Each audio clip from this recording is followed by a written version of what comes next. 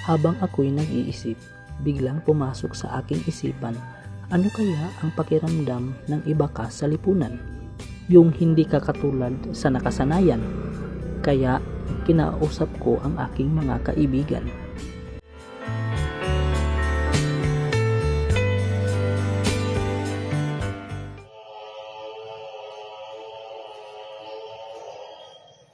Mga par, bigla akong naisipan, ano kayang pakiramdam ng iba ka sa mata ng mga tao? Anong ibig sabihin ko pa? Yung bang lalaki ka sa mata ng mga tao, pero isa kang babae sa puso't isipan mo? Oo nga, no? Ang gawin na lang natin, maghanap na lang tayo at magtanong. Tama? Tara. Okay? At dito namin nakilala si Charlie Gomez, isang first year college student na nag-aaral sa Northeastern Mindanao State University, Taguna Campus. Magandang umaga, ako nga pala si Michael Porpayas. Magandang umaga, ako pala si Leonard J. Po. Kumusta ka ngayon, Miss Charlie? Okay lang. So, ngayon, meron lang kaming ilang katanungan sa iyo. Unang tanong, ilang taon ka nung nalaman mong isa kang bisexual? I felt something different inside me when I was 13 years old. I was grade 8 that time. Na-shock ko kay ma-attract ko both sexes sa laki at babae. But then, there came grade 11 when we have this subject, personal development, and I identified myself as a bisexual that time. That's it. Pangalawang katanungan, dumanas ka na ba ng diskriminasyon? Yes, there is always discrimination when you're a member of LGBTQ community.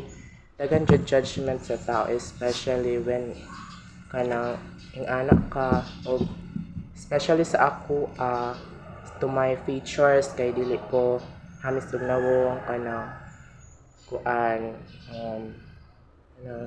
ing ani ko unya tambok ko mo na ginadiscriminate ko sa una pa, and until karon, pero medyo nakaya naman ako siya. So, nakuan na mo. Then, ikatlong katanungan, ano ang mga pagsubok na iyong pinagdaanan bilang isang bisexual na mahirap pero iyong nalampasan? The hardest challenge that I've experienced as a bisexual is kanang gaining the acceptance from the people. Kay lisod jud kaayo, especially to those kanang dili kasabot sa amo part. But then I've overcome it, and I said to myself and explained to myself na dili tanan tao mo dawat sa imuha, but there are those people who will understand you and accept who you are. Aside from mga kaibigan, ang imong family, dawat kanila in the first place? Dili siya exactly nagdawat ko because our religion is an SDA, Seventh-day Adventist, and it is really bawal jud sa amuan ang anak ng mga gender. So, pero karon kanang medyo okay naman sila sa ako, but ginanggapon ko nila na dapat daw maglalaki jud ako. Pang-apat na katanungan, ano ang iyong kahinaan at kalakasan bilang isang bisexual?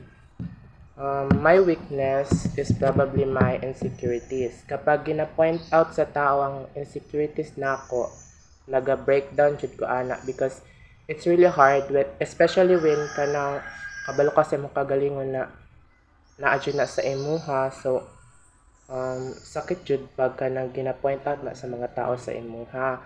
But to the bright side, ako matawag na strength na ako isang akong good communication skills, dahil ako maduulan, dahil ako sabot and friendly ko na tao. So, that's it.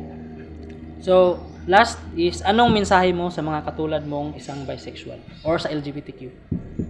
To those members of LGBTQ community, especially the bisexuals, all I can say is that don't be afraid to show everyone the real you, the real person inside you, even though there are discriminations, because dili man dyan na mawala. And just remember that there are those people who loves you and will accept who you are, and as long as nag-align na siya sa imong values and principles, just do what makes you happy. That's it.